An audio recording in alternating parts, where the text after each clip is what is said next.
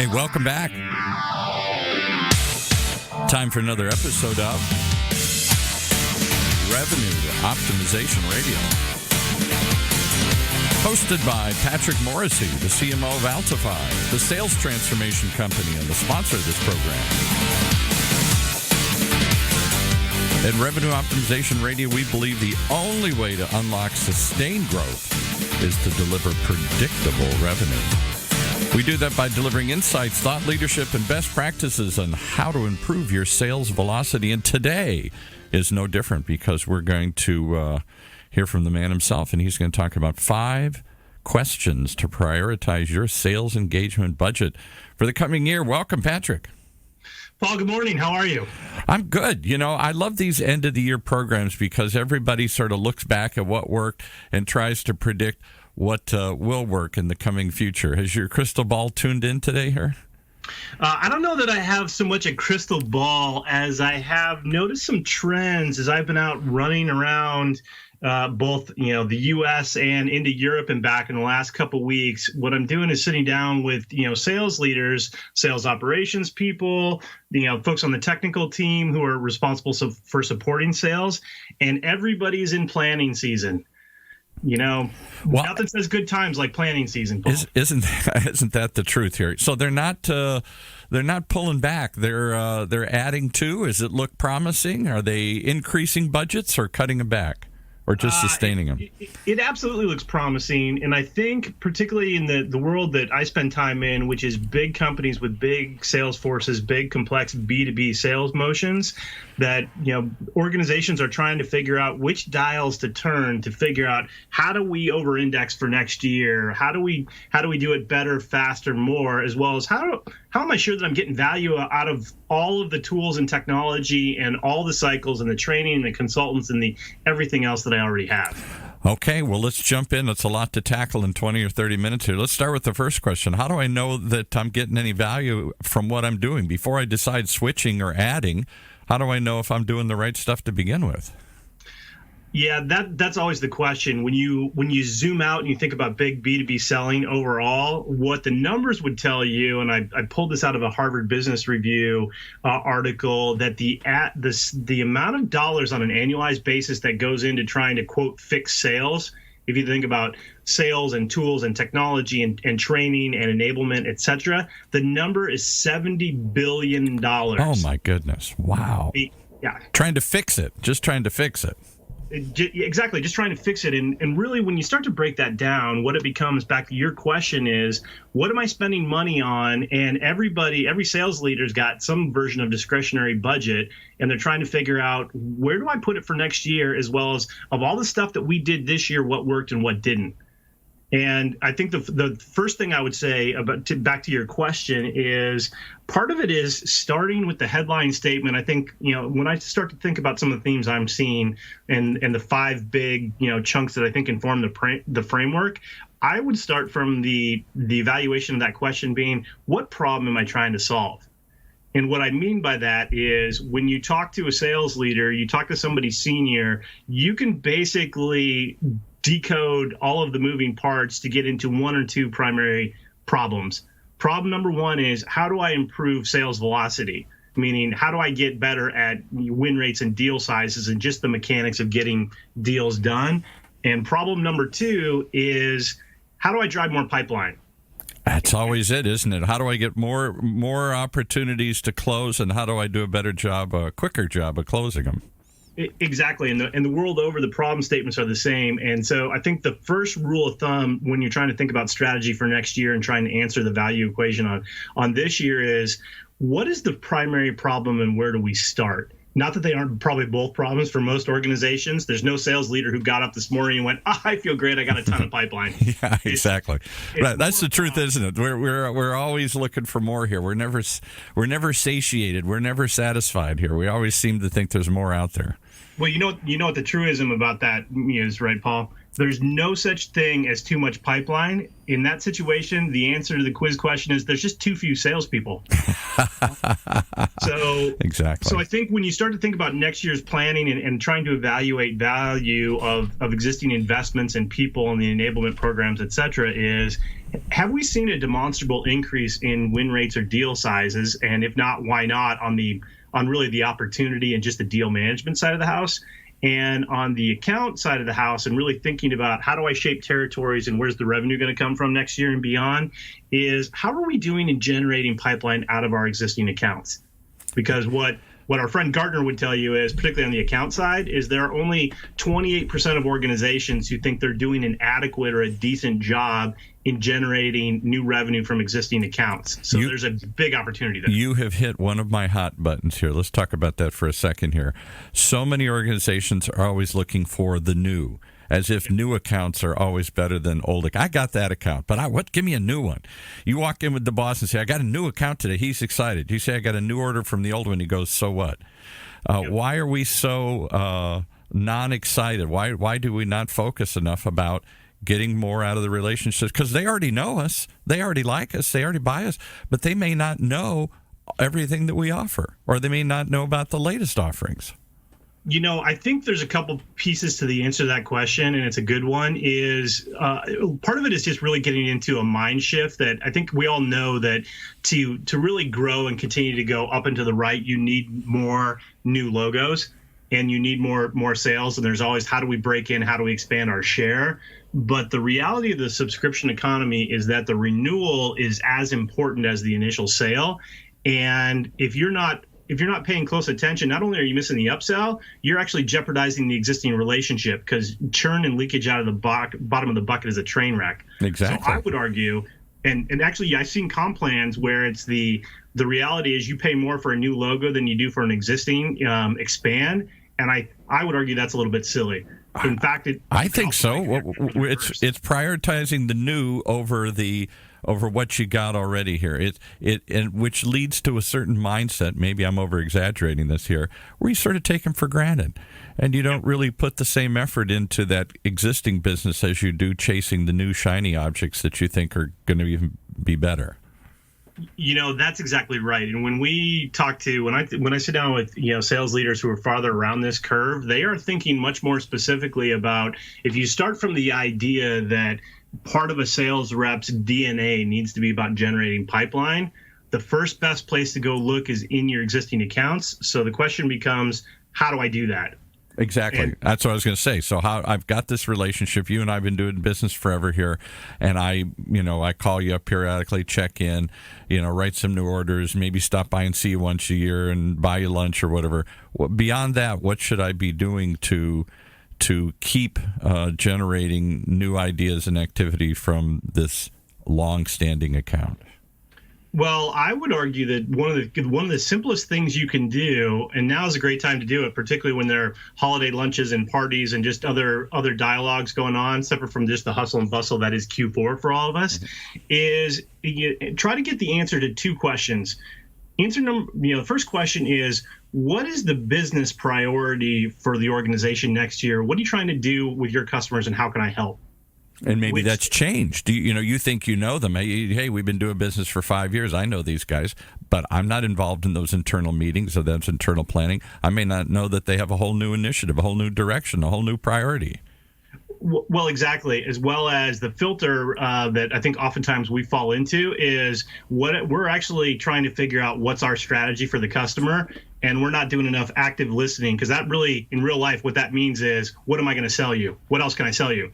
And if you can get into active listening mode and get a little deeper on what is the company trying to do, you can start to figure out what are the big rocks and the big problems that sets you up to deliver value and to help be the problem solver. When you do that, revenue opportunity appears. Are they open to it, though? If I call you up and you're my contact at company ABC here, and I say, hey, it's the end of the year, I'd just like to get to sit down and hear where you're going this year. What are your dreams? What are your aspirations? What are your hopes for the coming year? Do they look at me and say, "Are you crazy, Paul? Just call us. We'll call you when we need you." How do you get that sort of ability to spend quality time in active listening? I think there's a couple pieces of it that you got to earn some credibility there and have some knowledge and have done your own homework, because the whole, I'm going to show up and have done exactly zero homework and then expect you to lay out the important stuff to me is not, that's a waste of my time, frankly. Right. So you got to be bringing something, and we got to have some sort of relationship around that.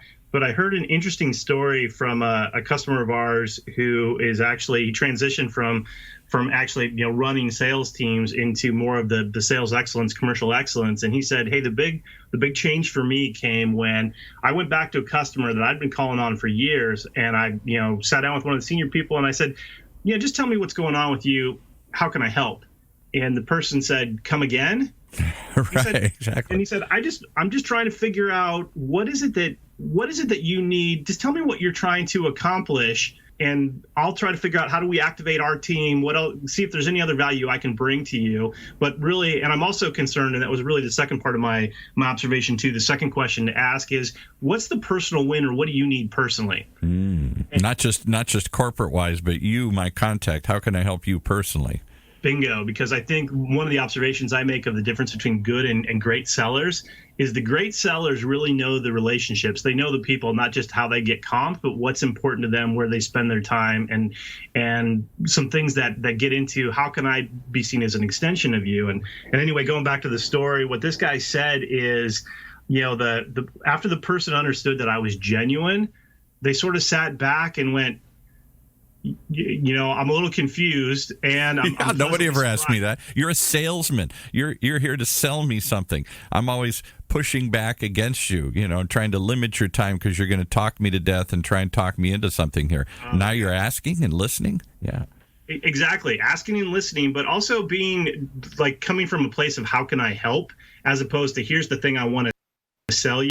What he said is it was really a humbling moment, because when I asked more about it, what he said was, you've been coming in here for 8 years with this and the that, and you're trying to sell me this, and I've been waiting for you to ask me, what do I need? Wow. And I think sometimes the simplest questions are the best. Say that again. For 8 years, somebody's been walking in the door thinking they've got a great relationship because they can walk in the door.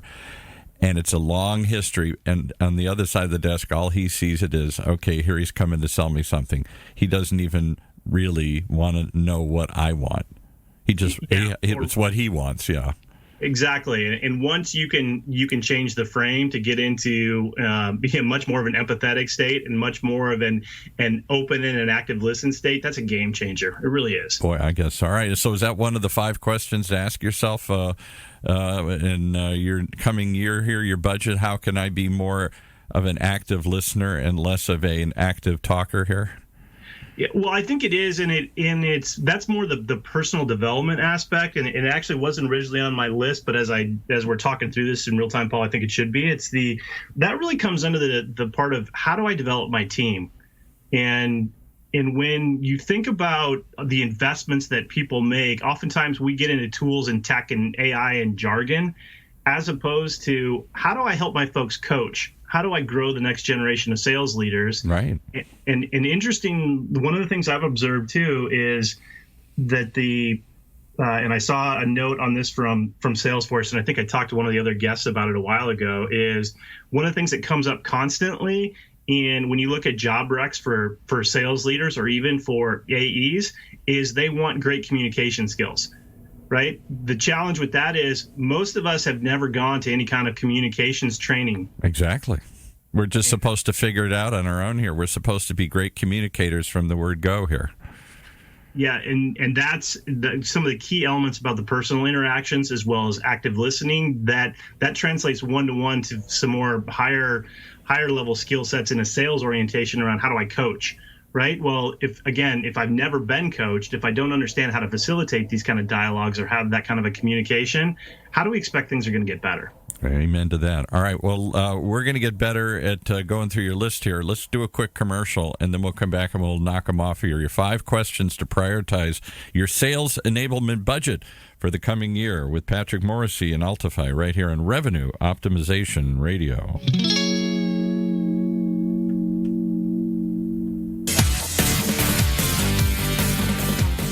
We live in a subscription economy. You're only as successful as your customers, and that requires a mindset shift from what's our strategy for the customer to what's our customer's strategy and how can we help.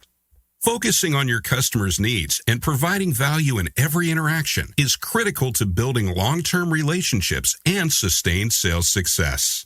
The challenge for most sales leaders and their teams is their sales process doesn't match how customers buy in today's digital world.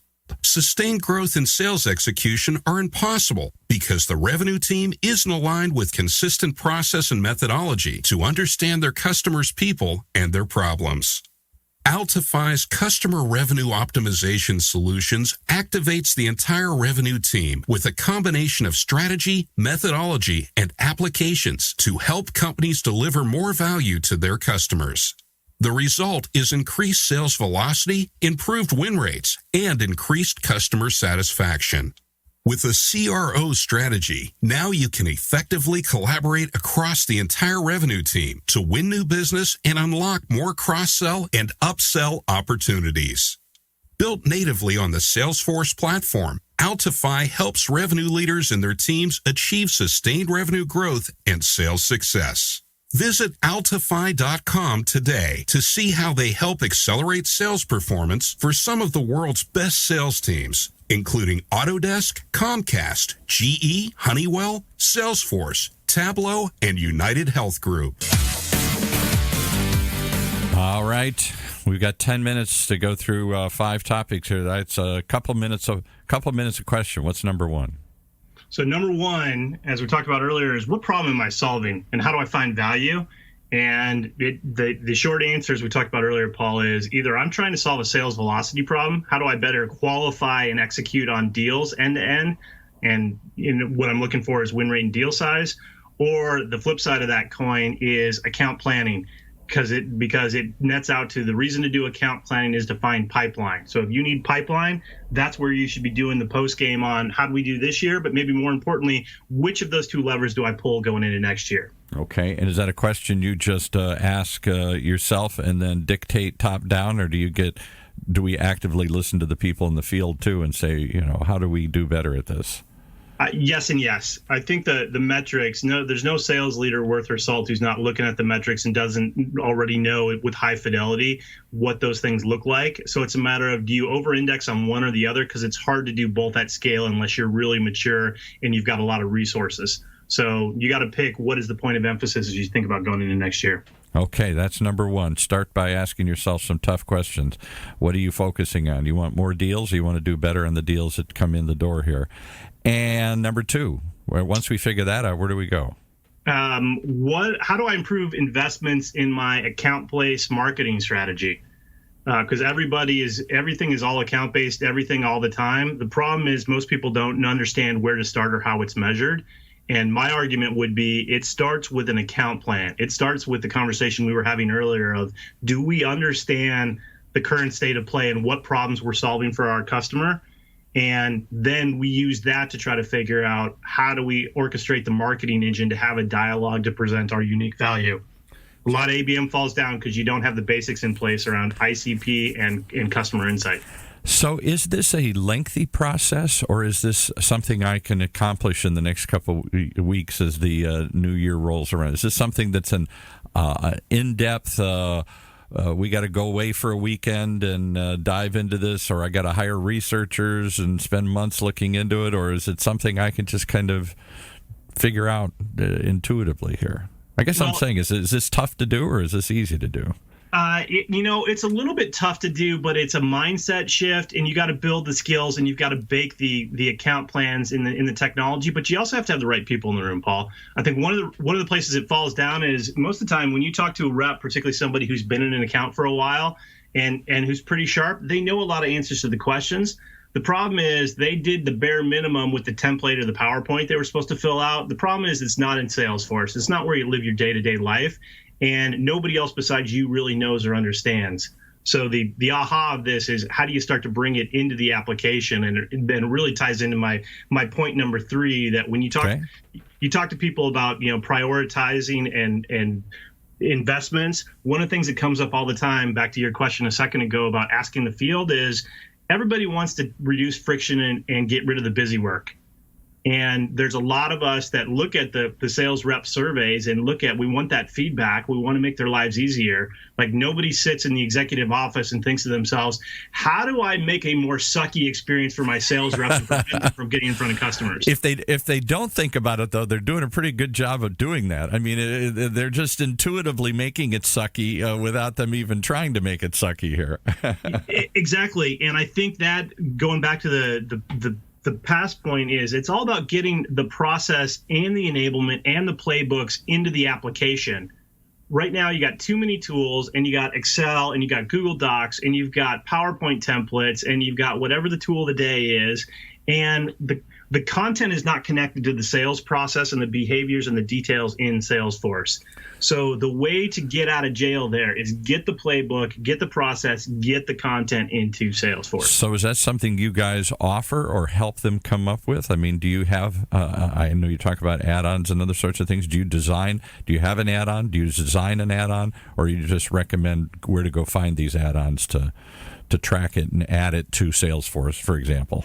Yeah, great question. So we've got, we help design sales processes. We help bring that to life in Salesforce in a very customized way. And what we allow you to do is bring content that might exist in Salesforce or might exist in Kapost if you've got a more robust, content operations platform, like, Salesforce uses Kapost as part of their strategy to connect content to selling, or, Seismic or other tools. There's a variety of tools. The aha is, instead of trying to have the rep figure out what content do I need at what point in the sales cycle, you need to be definitive and declarative in the sales process in Salesforce, and then embed the links and embed the details right there, so the rep doesn't have to fumble around and figure it out for herself. That sounds so obvious, but it's so probably not done here. I'm going to go back 20, 30 years ago when the only content was your marketing brochure and your other materials and stuff here. Even in those days, they sat locked up in a room most of the time. Somebody prepared this and set it somewhere, and the reps didn't know how to use it or when to use it. I suspect it's only gotten worse as you've gotten tons of other content that you've created, digital content. It's out there, but are they utilizing it? And if they are, is there any strategy to it? Yeah, exactly. And people are trying to decode that, because the magic is, can I see what content is used the most? And one of the headlines when you talk to people at scale, I was actually at the Kapost conference this week, and where they were giving out some awards, and what comes back is, when you have a higher fidelity view into the content, what the trend the world over is, we have too much and people don't know where it is. So if you have less content and better content, and you reduce the cycle time for a rep to find it, then everybody's going to be more successful. Content doesn't do any good locked in a drawer. All right, that's number 3. Where are we at? What's number 4 here? Number 4 is, how do I find bigger deals? Like, the solution to all problems is bigger deals. And we talked about account planning and understanding the surface area of your account. But I think one of the keys to success here that's often overlooked, particularly by the sales reps, is you got to activate the revenue team. When you're thinking about, when you got your arms around, some people already have them. They know what their territory looks like for next year. Others are about to get them when the clock expires in December. And the first thing they're going to be trying to figure out in January is, how do I crush my plan and where's the money in my territory?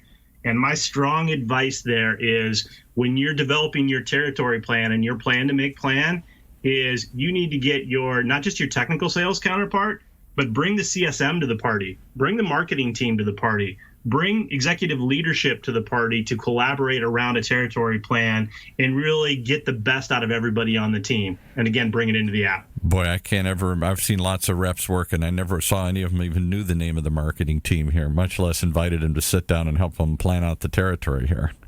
Well, that's that's a pro tip, particularly if you're in sales or in leadership and you're interviewing marketing talent, particularly product marketing talent. One of the questions I always ask is, how often are you in front of the customers? When's the last time you ran a customer meeting with a sales rep? And you'll find out pretty quickly, how good your marketing team is based on their sales acuity. Okay, all right, good ideas. Seems obvious, but it's time to rethink and relook at some of the obvious tricks here that we're probably racing right by. You talk about size of deals. Talk about that just for 1 second, because I think there's an assumption that a bigger deal takes more time, and so I'm going to go after the little ones because they're easy. It may be that is the case in certain circumstances, I think. But what I find is, and what we see is, sales reps by and large have smaller deals because they're not talking to the right level of power. They don't understand who the key players are and who has influence. So you're relegated to the level at which you speak, and sales reps talk to people who talk to them. And what they say that again. That's a great line. Salespeople talk to people who'll talk to them. Why are you talking to this guy? Because he'll talk to me. Totally. Does he make the decision? Can he write a check? What size check can he write? You're talking to the wrong level. So they don't take longer if you're talking to the right level of power and you're bringing something to the party that starts with customer insight. Wow. Okay. There's the takeaway of the day for me there. Don't just talk to people because he'll talk to you. Get in front of the right person. All right. That's number 4. What's our final thought? Beware the tyranny of short-term thinking. I think most of the time we think about plans, and certainly if you're a senior executive, you're thinking farther down the field, but it's what's our emphasis going to be this year? And oftentimes that turns into the flavor of the month, and you roll out the new thing at sales kickoff and it's only for a year. And you talk about it, if this is only what we're going to do this year, sales reps automatically go, yeah, that thing's not going to hunt very long, so I'll do the bare minimum and go back to what I was doing. Exactly. They'll get off of that. They'll get off of that kick, and I'll just go back to what's been working forever here. You got it. So anything that looks like what you're going to roll out and how you're going to apply focus, you need to be talking about it in multi-year and 3 to 5 year timeframes. And reps need to understand, and the team needs to understand, this is not optional. If we're going to do a better job at driving sales velocity and opportunity management, or if we're going to be really all in on account planning, that means everybody's in. It's not optional. And it starts this year, but it's going to be an evolution we're going to go through. And the quicker you get on board, the quicker that's going to show up in your W-2. Is that even possible in this day and age, though? I don't even know if I'm going to be with the company for 3 or 5 years, much less work on this territory for 3 to 5 years. How do I come up with that? How do I encourage that kind of long-term thinking when we have such short-term turnover? You got to show them money. Back to the subscription idea, the reality of this is, if you do a better job with opportunity management or you drive more pipeline, I don't know, I went to a state school in the Midwest, Paul, but I'm pretty clear that the more pipeline you have, the more opportunity you have to convert said pipeline. So you didn't go to Harvard to learn that one, huh? Right. No, you don't. This is not rocket science, right? So more pipeline equals more deals, equals more closes, equals more money, equals more W-2. Everybody's happy. So you've got to paint a picture that really starts from what's in it for the rep, minimize the wasted work, minimize the busy work and the cycles, get deeper into the account, get higher in the organizational structure, and that's going to unlock new opportunities, and that means more money for all of us. And when the company wins and the rep wins, everybody wins. Yeah, and the customer wins too. All right, well, I got to digest this. I may have to play this one a couple of times here because some of it sounds so obvious, but I'm asking myself, do I really do it, or do I fall into that short-term trap, as you talk about? Let's just get it done. Let's get the deal. Let's talk to the people who'll talk to us. Let's get the deals done we can do. Let's do it the way that's always worked here. And therein lies the problem. 100%. And particularly if I don't understand the customer, if I haven't proved my value, then I'm going to discount to just try to bring it home this month. And that's why deals get smaller. And that's not a recipe for success. So if you put the customer at the center and really start from how do we help the customer, how do we help them execute on what's important to them, both from a business context as well as in a personal context, you're going to outperform next year. Okay, well, that's the goal, isn't it? Outperform every year. Tell us how they get in touch with you if they need some help outperforming. Yeah, so you can find me on Twitter at @PatMorrissey. You can find me on LinkedIn. I am now part of Altify is now part of Upland Software, so I probably need to change my commercial, by the way, Paul. Here, and you can find me at pmorrissey@uplandsoftware.com. But we would love to talk, and I'd love to help. And let's spell Morrissey for those that aren't of Irish heritage like you and I here. Morrissey. SS. I always want to put one S at the end. 2 R's and 2 S's here. You got it. All right. Well, thanks so much. I hope that you'll roll this out and review it over the coming year here as we tune into the show each and every week. Maybe we can review some of these things and benchmark them. How we set a goal. How we doing? Are we measuring it, or that's my problem. I do this, get all excited at the beginning of the year, and I do all this work, and then I just fall back into the same old habits here. Yep. Well, we'll work on that together next year, Paul. You and I will work it out, and we're both going to take it up another level. Okay, I love it. All right. Thanks so much. You bet. Thank you. Well, there you have it. You've been listening to another episode of Revenue Optimization Radio. It's really much easier than you think, but it starts with the basics, like tuning in to Funnel Radio Network and Revenue Optimization Radio.